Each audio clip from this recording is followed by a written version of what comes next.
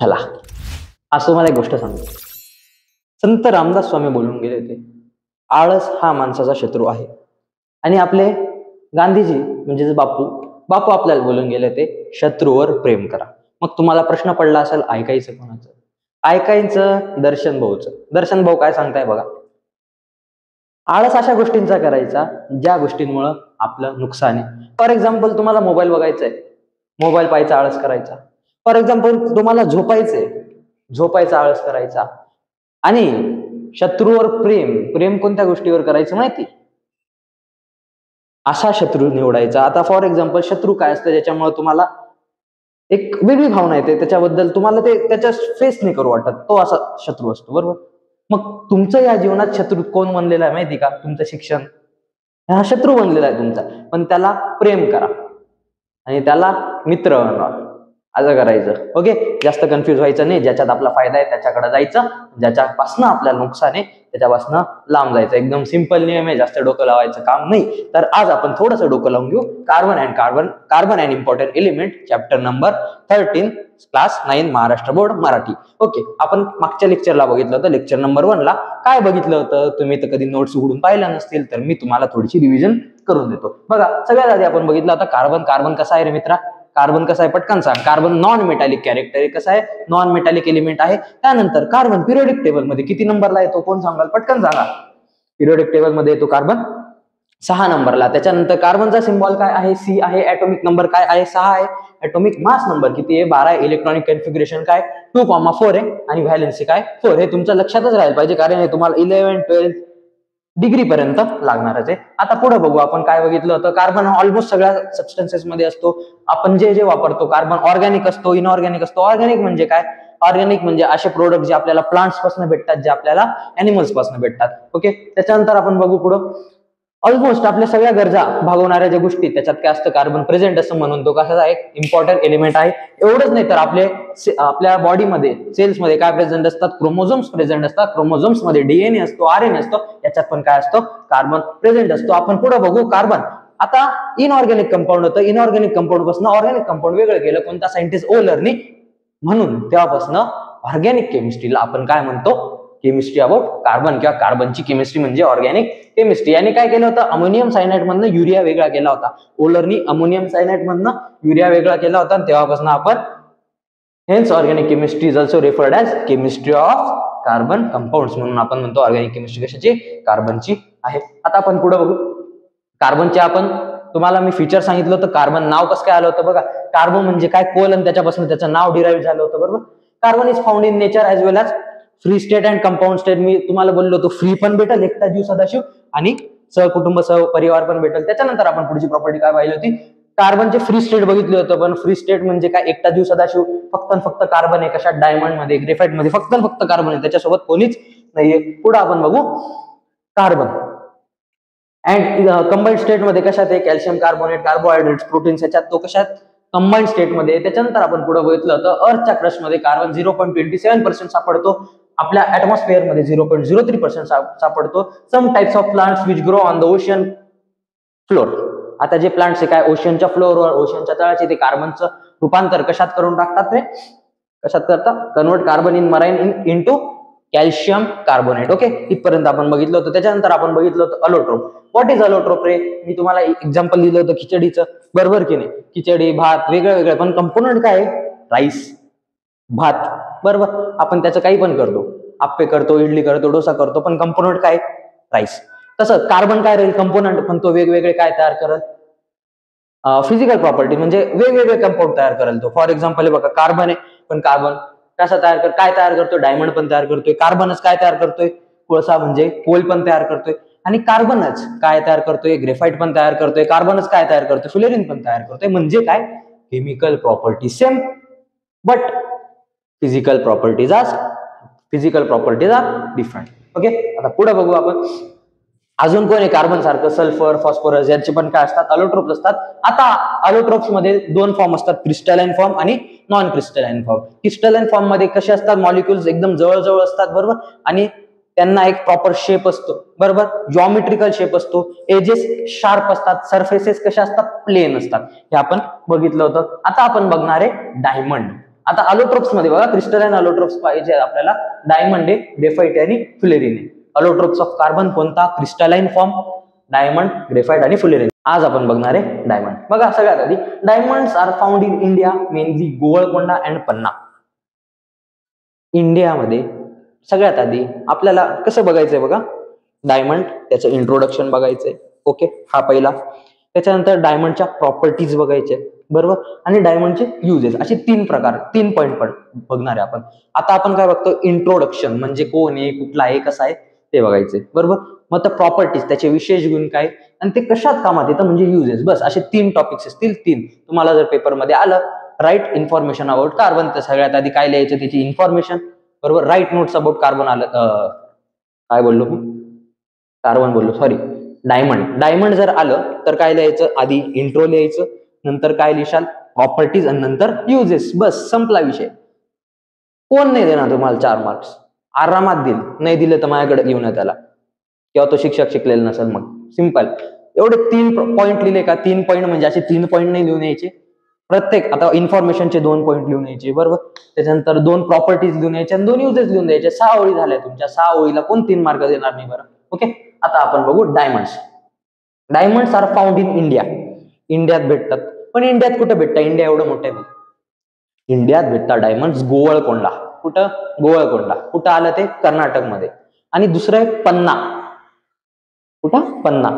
कुठं आलं ते? पन्ना, मध्य प्रदेशमध्ये. एक गाणं होतं, पन्ना की तमन्ना है के हीरा मुझे मिल जाए, त्याच्यात आलेलं आहे बघा, पन्ना. ते गाणं लक्षात ठेवा, पन्ना की तमन्ना है के हीरा मुझे मिल जाए. आवाज कसा आहे? चांगला वाटला तर लाईक करून द्या. ओके. आता डायमंड्स इंडियामध्ये कुठं भेटतात? कर्नाटकमध्ये गोवळकोंडा आणि मध्य प्रदेशमध्ये पन्ना. लक्षात ठेवा, लक्षात राहू द्या एकदम.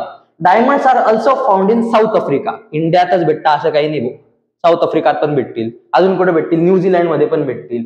अजून ब्राझील मध्ये पण भेटेल, बेल्जियम मध्ये पण भेटेल, रशियामध्ये पण भेटेल, अमेरिकामध्ये पण भेटेल. इंडियामध्येच भेटतं असं नाही, बाकीच्या देशात पण भेटतं. ओके, हे होतं कार्बनची बेसिक इन्फॉर्मेशन. आता आपण पुढे बघू. कार्बनचं स्ट्रक्चर बघावं लागेल ना, बरोबर ना. स्ट्रक्चर तर बघावं लागेल इन्फॉर्मेशन मध्ये, कसं आहे काय ते बघू आपण. In diamond every carbon atom is bonded 4 neighbouring atoms by covalent bonds.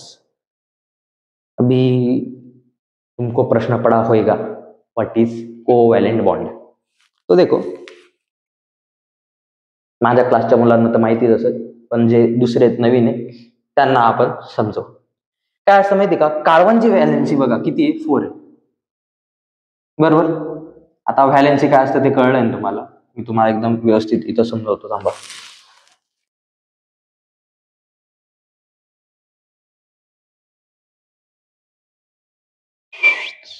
White background, white background, इधर आजा, इधर इधर इधर इधर इधर. बघा, लक्ष द्या. What is covalent bond? एखादा ऍटम आहे, ओके,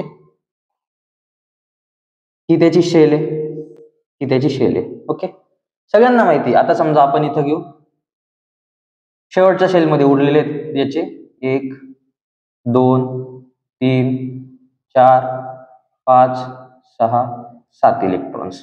7 इलेक्ट्रॉन्स आहे, ओके. शेवटच्या सेलमध्ये उरलेले 7 इलेक्ट्रॉन्स. मग याला आपण बघितलेलं आहे, पहिल्या शेलमध्ये किती इलेक्ट्रॉन्स बसतात रे? पहिल्या शेलमध्ये 2 इलेक्ट्रॉन्स, म्हणजे पहिल्या शेलचं नाव काय असतं? के. दुसरी शेल काय असते? एल, बरोबर. दुसरी शेल काय असते? एल, जिथं बसतात 8 इलेक्ट्रॉन्स, बरोबर. 2 असतात म्हणजे त्याला डुप्लेट बोलतात. काय बोलतात? डुप्लेट. आणि तिथं 8 असतात त्याला काय बोलतो आपण? ऑक्टेट. डुप्लेट आणि ऑक्टेट. आता बघा, ह्या दुसऱ्या शेलमध्ये किती इलेक्ट्रॉन्स बसू शकतात? 8 इलेक्ट्रॉन्स बसू शकतात, बरोबर. पण इथं किती इलेक्ट्रॉन्स आहे? 7 इलेक्ट्रॉन्स आहे. मग याला 1 इलेक्ट्रॉन्स कमी पडला ना. मग अशा वेळेस हा एलिमेंट काय करेल माहिती का? 1 इलेक्ट्रॉन कमी पडतोय, हा 7 दुसऱ्याला देऊन देईल का 1 घेऊन घेईल? काय सोपं पडेल ते सांगा? 1 घेऊन घेईल ना, बरोबर. 1 घेणं याला सोपं आहे. मग त्याची व्हॅलेन्सी काय झाली? 1. व्हॅलेन्सी काय झाली? 1. इतकं कळलं. Tendency to lose or gain electron. याने काय केलं? लूज, सॉरी, याने काय केलं? गेन. म्हणजे किती इलेक्ट्रॉन गेन केला? गेन म्हणजे घेतला, किती घेतला? 1 इलेक्ट्रॉन घेतला, बरोबर. मग त्याची काय झाली? व्हॅलेन्सी झाली. पण आता इन केस ऑफ आपण बघू कार्बनच्या ह्याच्यात काय होतं माहिती का? कार्बन भाऊ म्हणतं कार्बन लय भारी माणूस आहे, म्हणजे एलिमेंट आहे, लय मस्त एलिमेंट आहे तो. बघा काय कार्बनची व्हॅलेन्सी किती 4 आहे बघा. म्हणजे आपण इथं ड्रॉ करून दाखवतो तुम्हाला. हा त्याचा न्यूक्लियस झाला, की त्याची फर्स्ट शेल झाली, की त्याची सेकंड शेल झाली. ओके, फर्स्ट शेल मध्ये कार्बनचे किती आहेत इलेक्ट्रॉन्स? 2 आहेत, 2 इलेक्ट्रॉन्स काढले. सेकंड शेल मध्ये किती इलेक्ट्रॉन्स आहे कार्बनकडे? 4 किती 4 इलेक्ट्रॉन्स? 1 2 3 4. अरे बस कर रे, कितना भोकेगा? 4 1 2 3 4 4 इलेक्ट्रॉन्स आहे. आपल्याला माहिती दुसऱ्या शेल मध्ये किती इलेक्ट्रॉन्स बसतात? 8 इलेक्ट्रॉन्स. ओके, तो आवाज इग्नोर करा जरासा, इथं कुत्रे फार आहेत, भुकतात. कुत्रे शेवटी भुकतील, नाही तर काय करणार आहे, सध्या माणसं जास्त भुकतात. 8 इलेक्ट्रॉन्स बसतात दुसऱ्या शेल मध्ये, सगळ्यांना माहिती. पण कार्बन भाऊकडे किती इलेक्ट्रॉन्स आहे? भाऊकडे 4 इलेक्ट्रॉन्स आहे. मग अशा वेळेस कार्बन काय करेल? 4 इलेक्ट्रॉन देऊन देईल का 4 इलेक्ट्रॉन घेऊन घेईल?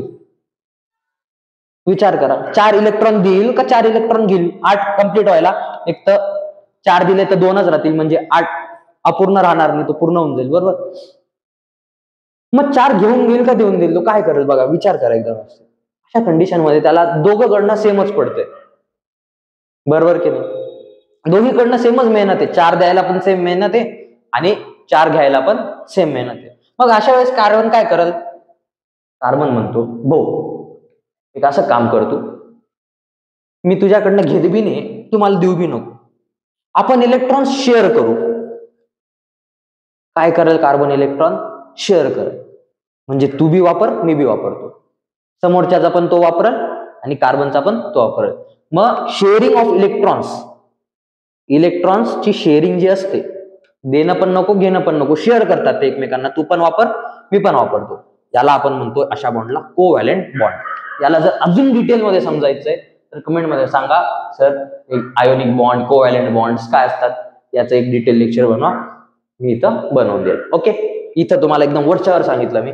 आय होप समजलं असेल, किंवा जर नसेल समजलं तो जरा किचकट टॉपिक आहे, तसा पण त्याला स्पेशल लेक्चर द्यावं लागेल, पण मग समजून घ्या आता, किंवा एवढंच लक्षात राहू द्या, कार्बन कोव्हॅलेंट बॉन्ड बनवतो. कसा बॉन्ड?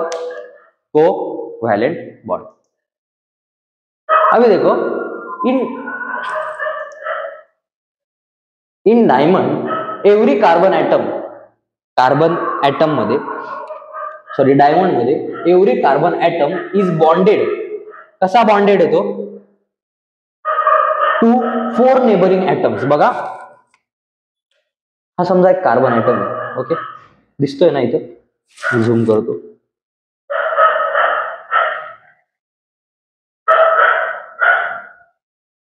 बघा, हा डायमंडचं स्ट्रक्चर आहे, हा कार्बन ऍटम आहे. यांचं म्हणणं काय, एक कार्बन ऍटम किती कार्बन ऍटम सोबत बॉन्ड आहे? बघा 4, 1 2 3 आणि 4. 4 कार्बन ऍटम सोबत तो बॉन्ड आहे.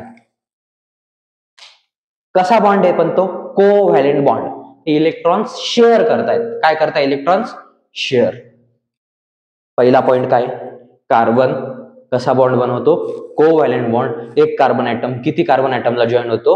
4 कार्बन ऍटमला जॉईन होतो. पहिली प्रॉपर्टी कळायला पाहिजे. आता पुढे बघू आपण. Therefore, diamond has tetragonal 3-dimensional structure. एकदम डेंजर आवड शब्द वापरून दिला. Tetragonal 3-dimensional structure. What is tetragonal 3-dimensional structure? एकदम IIT वगैरे सारखं वाटतंय. काहीच नाही बघा. टेट्रागोनल, टेट्रा म्हणजे 4.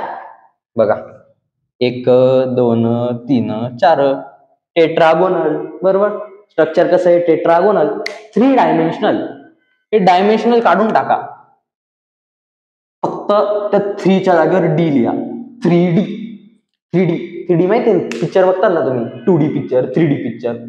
3D पिक्चर कसे असतात? त्याला लेंथ पण असते, ब्रीथ पण असते, हाईट पण असते. 3D ऑब्जेक्ट माहिती तुम्हाला? लेंथ, ब्रीथ आणि हाईट हे 3 असतात. 3 डायमेन्शन असतात, त्याला आपण 3D बोलतो. मग बघा इथे लेंथ पण दिसते, ब्रीथ पण दिसते आणि हाईट पण आपल्याला दिसते.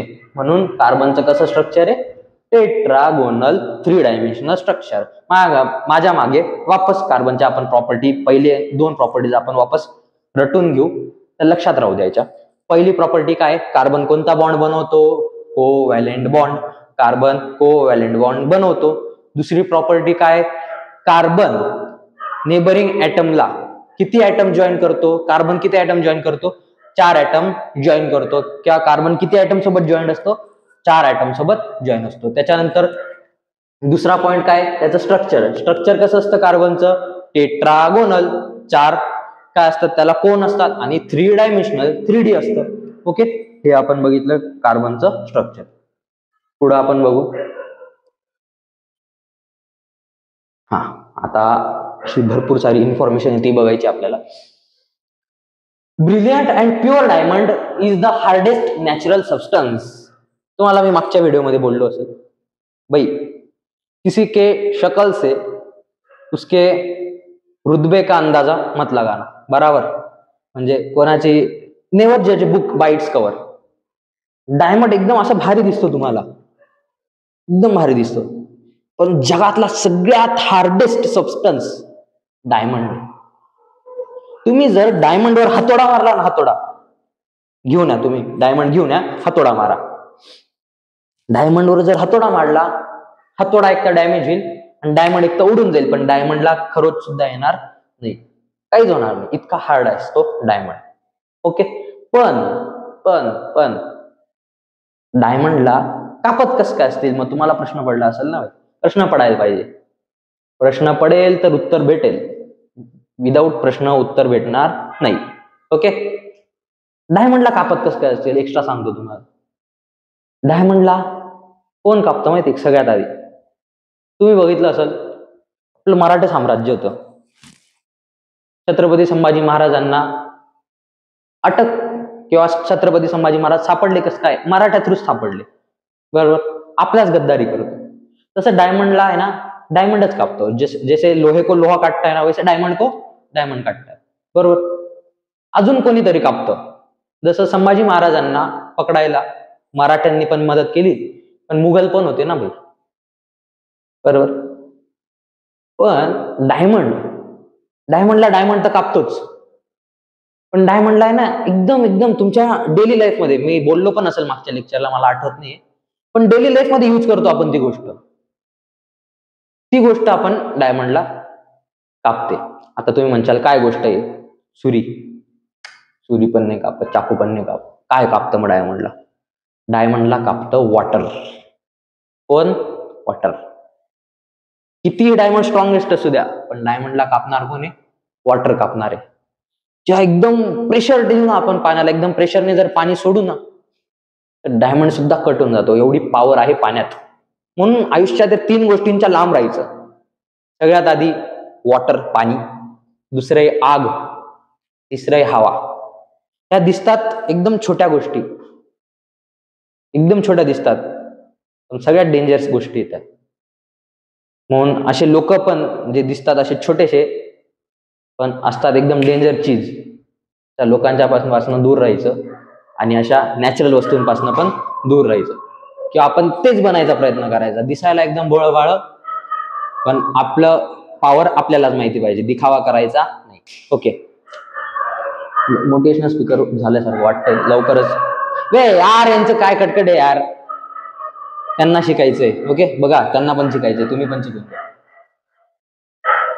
हो, लेक्चर ऐका, त्यांचे भांडण नका ऐकत बसू तुम्ही. ओके, लेक्चर ऐका. The density of diamond is 3.5 gram cubic centimetre. Density काय कार्बनची? 3.5 gram cubic centimetre. Melting point, carbon केव्हा मेल्ट होतो बघा, वॉटर 100 डिग्री सेल्सिअसवर बॉईल होतो. बरोबर, तसं डायमंड केव्हा मेल्ट होतो, विरघळायला केव्हा सुरुवात होतो? जसं बर्फ आहे, बर्फ 0 डिग्रीवर त्याचं विरघळायला सुरुवात होते, म्हणजे मेल्ट व्हायला सुरुवात होते. तसं डायमंड केव्हा मेल्ट होतं? 3500 डिग्री सेल्सिअसचं जेव्हा तुम्ही टेम्परेचर देशाल, तेव्हा डायमंड हे मेल्ट होईल. Okay, when diamond is heated at 800 degree Celsius in the presence of oxygen, carbon dioxide is given away. आता एकदम भारी भरकम लाईन आहे, तुमच्या छोट्याशा जीवावर ही भारी भरकम लाईन हे जास्त ओझं नाही करणार, ही माझी गॅरंटी. बघा काय असतं, जेव्हा कार्बन आहे, कार्बन ओके सॉरी डायमंड आहे, त्याला जेव्हा आपण 800 डिग्री सेल्सिअसवर हीट करू, म्हणजे त्याला अशी हीट देऊ आपण. आता हीट तर मोकळ्या वातावरणातच देऊ ना भाई, बंद याच्यात हीट देता येईल का? नाही, आपण हीट देतोय ओके. मग वातावरणात काय असतं, ऑक्सिजन असतं. आता याच्यात कार्बन, डायमंड मध्ये काय कार्बन आहे, वातावरणात काय ऑक्सिजन आहे. जेव्हा आपण 800 डिग्री सेल्सिअसवर डायमंडला हीट देऊ तेव्हा ते कार्बन आहे ना जरा रिलीज होईल ओके. कोणासोबत मिसळेल ते, वातावरणातल्या ऑक्सिजन सोबत. मग डायमंड मधलं कार्बन आणि वातावरणातलं ऑक्सिजन काय तयार झालं, कार्बन आणि ऑक्सिजन. जेव्हा कार्बन आणि ऑक्सिजन एकत्र येतात तेव्हा ते तयार होतं कार्बन डायऑक्साईड, त्यालाच आपण बोलतो CO2. Wien diamond is heated, जेव्हा डायमंडला हीट केलं जातं 800 डिग्री सेल्सिअसवर, कोणासोबत, presence of oxygen, CO2 is given away, बाहेर काय निघतं, कार्बन डायऑक्साईड बाहेर निघतं. In this process no other product besides CO2 is form. दुसरं तिसरं काहीच बनत नाही, फक्तच काय बाहेर निघतं, कार्बन डायऑक्साईड बाहेर निघतं. नसेल समजलं तर मैं हेरा बॉस समजा देंगा. हा डायमंड आहे ओके. डायमंडचं स्ट्रक्चर काढता येईल का, असं डायमंड आहे, लक्षात घे, मी ड्रॉइंगचा मास्तर नाही. डायमंड आहे ओके. आता डायमंड आहे, मी याला हीट केला ओके, याला काय केला, हीट. किती डिग्री सेल्सिअसवर, 800 डिग्री सेल्सिअसवर याला जाळा मी असा, हीट दिला याला.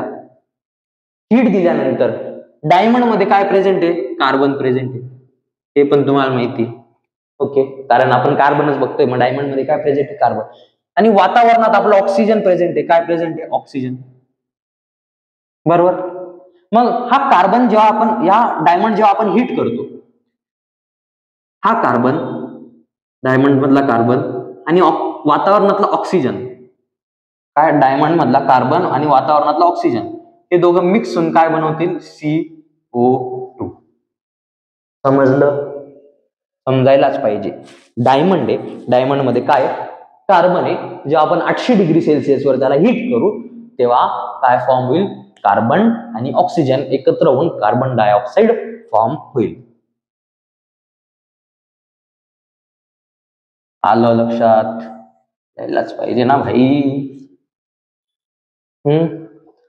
आज सीखेगा तो कल कमाएगा, अगर कल कमाएगा तो खाएगा ना मेरा भाई ओके.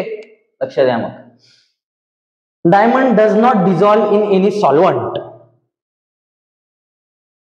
आता प्लीज असं नका म्हणू सॉल्वंट काय ते नाही माहिती.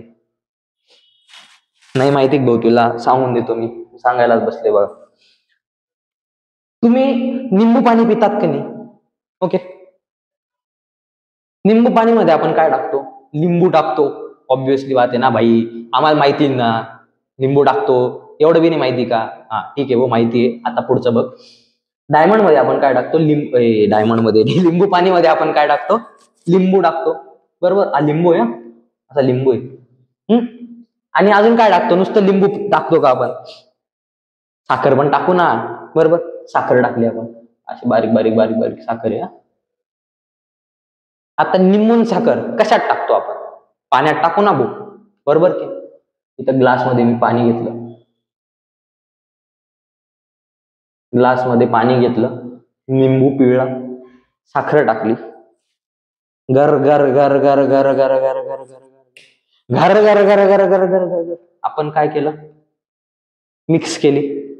मिक्स केल्यानंतर साखर विरघळून जाते ना, विरघळते की नाही थोड्या वेळात. तुम्ही म्हणशाल आम्ही पिठी साखर टाकली ती, ए बो तू हुशार आहे, माहिती आहे, मी आमच्याकडं मिक्सर नाहीये, आम्ही साधी साखर टाकली होती वरून, मला मिक्स करायला वेळ लागला. विरघळली ना साखर, साखर विरघळली. मग अशी गोष्ट जी विरघळते, अशी गोष्ट जी विरघळते, इथं विरघळतं कोणी, साखर. मग जी गोष्ट विरघळते त्याला आपण बोलू सोल्यूट. काय बोलू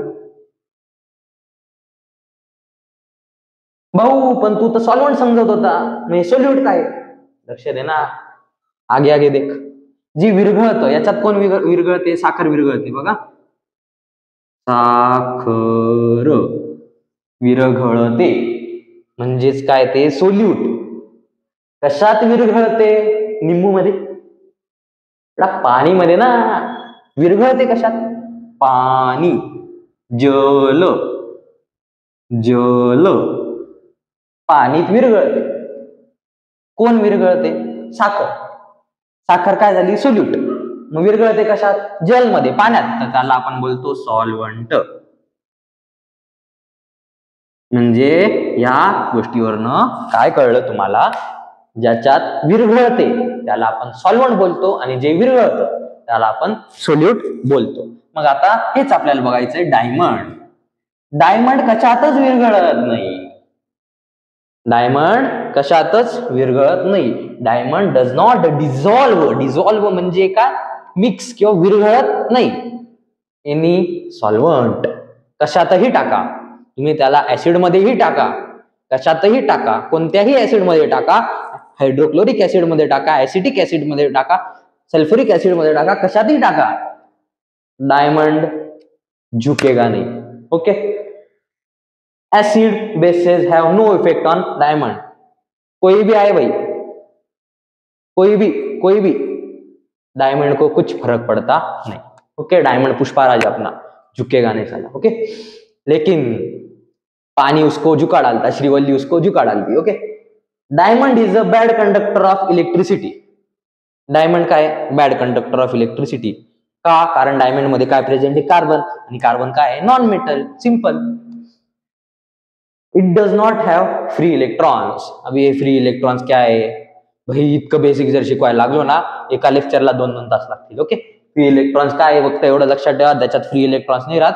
तुम्हाला जर फ्री इलेक्ट्रॉन्स काय आहे ते माहिती करायचंय तर याच्यात जा चॅनलमध्ये, आपल्या चॅनलमध्ये 9th लेक्चर आहे बघा, करंट इलेक्ट्रिसिटी, असं इलेक्ट्रिसिटीवर लेक्चर आहे, त्याच्यात मी शिकवलेलं आहे. ओके. एवढे पॉईंट लक्षात ठेवायचे. तर सगळ्यात आधी आपण काय बघितलं कार्बन बद्दल, कसं आहे ते प्युअर डायमंड काय? हार्डेस्ट नॅचरल सबस्टन्स आहे. ओके. त्याच्यानंतर त्याची डेन्सिटी काय? 3.5 ग्राम. मेल्टिंग पॉईंट काय? 3500 डिग्री सेल्सिअस. जेव्हा आपण 800 डिग्री सेल्सिअस मध्ये त्याला हीट करतो तेव्हा काय प्रोड्यूस होतं किंवा बाहेर काय निघतं? Carbon dioxide. तो कोणत्याच सॉल्व्हंट मध्ये डिझॉल्व्ह होत नाही, त्याच्यावर कोणाचाच प्रभाव पडत नाही, ऍसिडचा पण नाही आणि बेसचा पण नाही. डायमंड काय? बॅड कंडक्टर ऑफ इलेक्ट्रिसिटी, कारण त्याच्याकडे फ्री इलेक्ट्रॉन्स नाही. तर आता युजेस बघू आपण डायमंडचे. Uses. Diamonds are used in glass cutting. आता डायमंड कुठं कुठं, बरोबर, आता तुम्हाला प्रश्न पडला पाहिजे डायमंड कुठे कुठे यूज होता. बघा, डायमंड सगळ्यात आधी आपला जो ग्लास असतो का, ग्लास, काच कट करायला डायमंड वापरतो. ओके. मग तुम्ही म्हणशाल डायमंड इतका महाग आहे, काच कसं काय कट करता? भाई अशी पावडर भेटते तिची, डायमंड पावडर, ती टाकली का ती खूप वर्ष चालते, मग त्याच्याने काच कापतो, म्हणून ते मशीन एवढे महाग भेटतात कापायचे. Okay. Diamonds are used in ornaments. Diamonds कुठे यूज होता? Ornaments, jewellery. लड़कियों को पसंद है ना वो सब, तुम लड़कियां लोग पहनते ना वो ज्वेलरी. ओके. उसमें क्या रहता? डायमंड रहता. लेकिन प्रत्येक में नहीं रहता, प्रत्येक याच्यात डायमंड राहत नाही. तुम्ही म्हणशाल जाऊ आपण डायरेक्ट डायमंडच घेऊ, डायमंड लय महाग आहे भाऊ. ओके. डायमंड नाईव्ज म्हणजे काय? चाकू, सुरी, कोयते. Diamond knives are used in the eye surgery. हे बघा, आपण आय सर्जरी वगैरे, आपण कोणतीही सर्जरी करतो. ओके. सर्जरी करायला ते डॉक्टर लोक ते ब्लेड यूज करतात बघा. तो तिथं आपला घरचा चाकू चालेल का रे? आपण सफरचंद कापायचा चाकू घेऊन गेलो, चलो डॉक्टर साहब चलो कट करेंगे. भाई स्किन आहे ती इतकी नाजूक आहे ना, त्याला एकदम प्रॉपर कट करावं लागेल.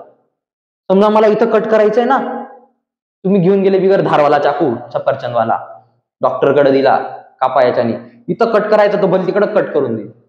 म्हणून एकदम तीक्ष्ण असे धारदार चाकू लागतात, कटर्स लागतात केव्हा? सर्जरीच्या वेळेस. तेव्हा तिथं डायमंडचे डस्ट अशी पावडर मारल्या जातात. जसं मांज्यावर कसा असा काचेचा चुरा असतो, तसं त्या ब्लेडवर डायमंडचा चुरा मारलेला असतो, त्याच्याने एकदम तीक्ष्ण धार राहते, एकदम शार्प राहतात. Diamond dust is used for polishing other diamonds. डायमंडचा चुरा केला का, जसं आपण लाकूडला घसायला ते हे करतो बघा, पॉलिश पेपर आणतो, तसंच डायमंडला घसायला डायमंडचा चुरा करून एका पेपरवर घेऊन तो डायमंड घसला जातो. ओके. हे सुरतला जास्त प्रमाणात करता. ओके. कोणाचे नातेवाईक असतील सुरतला तर त्यांना माहिती असेल. तिथं मोस्टली कोणाला पण विचारा तुम्ही सुरतच्या लोकांना, 10 पैकी 8 लोक भाऊ काय करतो? हिरे घसायच्या फॅक्टरीत जातो. भाऊ काय करते? हिरे घसायच्या फॅक्टरीत जाते. तिथला तो बिझनेसच आहे डायमंडचा फार मोठा. ओके, पुढे बघू आपण. ओके, डायमंड बद्दल बघितलं. लेक्चर मला वाटते फार मोठं झालेलं आहे. तुम्हाला पण लागते झोप, बरोबर? झोपायचं नाही. जसं मी सुरुवातीला सांगितलं, आळस हा माणसाचा शत्रू आहे, पण गांधीजी बोलले शत्रूवर प्रेम करा. दोघांचं ऐकून घ्यायचं मग अशा कंडिशन मध्ये, किंवा दोघांचं नाही ऐकायचं, दर्शन भाऊचं ऐकायचं. दर्शन भाऊ आहे तुमच्यासाठी कायम. ओके, असे काम करायचे. आळस करायचा. ओके, मी म्हणतो आळस करायचा भाई, ऐकायचं माझं. आळस करूनच पुढे आलोय मी सांगतो. पण आळस कोणत्या गोष्टीचा करायचा? वाईट गोष्टींचा आळस. मी बोललो मोबाईल बघायचा आहे, मोबाईल नाही बघायचा, आळस करायचा मोबाईल बघायचा, बरोबर? तुम्हाला मित्रांसोबत एन्जॉय करायचा आहे, एन्जॉय करा, चांगली गोष्ट आहे, पण ओव्हर एन्जॉय नाही करायचा. जर तुम्ही सततच जात असाल तर मग तो आळस करायचा नाही जायचं. आणि शत्रू, जो तुमचा शत्रू असतो का त्याच्यावर प्रेम करा. आता तुमच्या ह्या स्टुडंट लाईफ मध्ये तुम्ही अभ्यासाला शत्रू मानतात, पण नाहीये. शत्रूवर प्रेम करा, अभ्यासावर प्रेम करा, बरोबर? तो तुमच्यावर प्रेम करत, बरोबर की नाही? तुम्ही त्याला जीव लावा, तो बी तुम्हाला जीव लावल. टेन्शन वगैरे काही यायचं काम नाही. अभ्यास करायचा एकदम इझी, काही नाही राहत. बस लेक्चर बघायचं, लेक्चर बघून नोट्स काढायच्या, 5 मिनिटं नोट्स वाचायच्या. लेक्चर झाल्यानंतर मग वापस रात्री वापस उघडून बसायचं. काय काय शिकवलं मास्तरने, काय काय शिकवलं ते आठवायचा प्रयत्न करायचा. बस झालं, तेवढंच असतं. त्याच्यानंतर वापस दुसऱ्या दिवशी लेक्चर बघायच्या अगोदरच 5 मिनिटं आधी रिव्हिजन करून घ्यायची, बस. किंवा रिव्हिजन केली का, मी नोट्स दिलेले असतात, या नोट्स काढतातच तुम्ही, या नोट्स काढतातच तुम्ही, तर काय करायचं, त्या नोट्स वाचायच्या. नोट्स वाचल्यानंतर पुस्तक घ्यायचं, पुस्तकाची लाईन टू लाईन वाचायची, पण कशी नुसतं वाचायची नाही, समजायचा प्रयत्न करायचा. ओके, एवढं करायचं बस. तुम्ही 9th बोर्ड फाडून येशाल डायरेक्ट. मी सांगतो बोर्ड फाडून येशाल. 9th बोर्ड नाही राहत माहिती मला, फाडून येशाल तरी तुम्ही स्वतःचा बोर्ड तयार करून देशाल. एवढं करा बस, काहीच नाही राहत. दिवसातनं 1.5 तास अभ्यास भरपूर आहे रे, एकदम खूप आहे. 1.5 तास अभ्यास, काहीच नाही करायचं. 1.5 तास अभ्यास करायचा, दिवसभर बोमट्या मारत फिरायचं, कुठं बी फिराय मग. पण 1.5 तास अभ्यास रोज करायचा. परीक्षेच्या दिवसाच्या 10 दिवसा अगोदर 4-5 तास अभ्यास करण्यापेक्षा बेटर आहे रोज 1.5 तास अभ्यास करा. रोज करा, 1.5 तास करा. परीक्षेच्या तुम्हाला आधी 3-3, 4-4 तास बसायची गरजच नाही पडणार. सिंपल आहे. 1.5 तास आहे ना, 3 विषय निवडायचे. इंग्लिश निवडला, मॅथ निवडला, सायन्स निवडा. 2 सोपे निवडायचे, 2 अवघड निवडायचे, 1 सोपा निवडायचा. सिंपल. अर्धा तास काय शाळेत जे शिकवलेलं असतं, क्लासमध्ये शिकवलेलं असतं, त्याची रिव्हिजन करायची, बस झालं. एकदम सिंपल आहे. ओके, आजसाठी एवढंच. खूप बोर केलं तुम्हाला. उद्या परत भेटू, उद्या नाही, परवा तेरवा केव्हा तरी भेटू नवीन एका व्हिडिओत आणि नवीन एखाद्या शिकवणमध्ये. ओके, तोपर्यंत टाटा, बाय बाय, जय शिवराय, जय सियाराम.